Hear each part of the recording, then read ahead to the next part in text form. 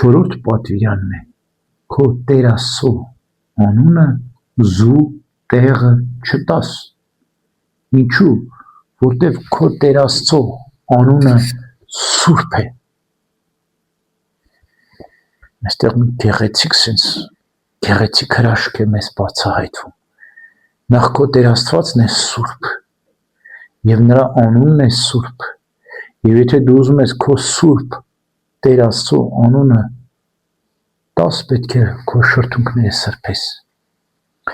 երբ որ Եսայի մարգարին պետք է գնար Իսրայելի մեջ քարոզելու, ասաց Աստծուն ասաց, Տեր Աստված, ասեց ես պիղծ շրթունքներ ունեմ և գնում եմ պղծաշուժ ժողովրդի մեջ, ինչպես քո անունը տամ, Աստված երկնքից ունելիով կրակը վերցրեց, բերեց Եսայի մարգարեի շրթունքները մաքրեց, Աստվածաբերան սուրբ մարգարե ենք ասում, Եսայում, և ասաց մաքրվեցին քո շրթերը, գնա քո Տեր Աստծո անունը տուր, սուրբ շրթունքներով սուրբ Աստծո մասին սրբությամբ խոսիր, այս պատվիրանը ինչ է ուզում ասել, որ ամեն մարդ իրավունք չունի Աստծո անունից խոսալ, և թե ինչպես պետք է խոսալ, և ինչ շրթունքներով խոսալ, մենք զգույշ պետք է լինենք, երբեմն մեր խոսակցական բարբառի մեջ այնքան ցածր ձևով անարժեք է, դրա համար մեր Տերը ավետարանում ինչ ասում, մի երդվեք,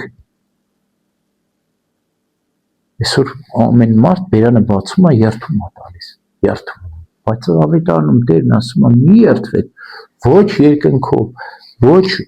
երկրով, Աստծո երկինքը գահն է, աթոռն է Աստծո, ոչ էլ ձեր անունով, ոչ էլ ձեր որևէ մաս դուք սպիտակ սև չեք կարող, ձեր այոն լինի այո, ոչը ոչ, դրանից ավելին չարից է, գիտես ով է երդվում, ով իր որոշման կամ իր խոսքին կասկածում է և մտածում է, որ դիմացինն է կասկածում, չէ,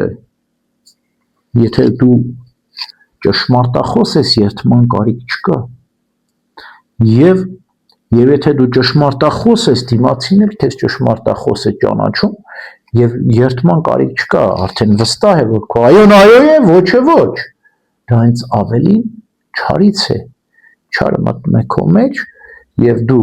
վստահ չես քո ասելիքի մեջ, և շատ ես ստել, ասում եմ ստախոս մարդու տունը կրակ ընկավ, ոչ մեկ չհավատաց, այնքան ես սուտ խոսել, որ երդումն էլ քեզ չի օգնում արդեն, այոն այո, ոչը ոչ, և քո Տեր Աստծո անունը զուր տեղը չտաս, և երբեմն Սուրբ Գրիգոր Տաթևացին ասում է, որևէ հարցի շուրջ Աստծուն վկա բերելը, սա էլ է աստվածահայրության հավասար բան, չէ, իրենց առօրյական կենցաղային գործերի մեջ կամ դեպքերի իրադարձությունների մեջ Աստված վկա ասում են, վայ, դու ինչ իրավունք ունես Աստծուն վկա բերելու, այսինքն աստվածահայրության նման մի բան է չի կարելի, Աստծո անունը սուրբ է,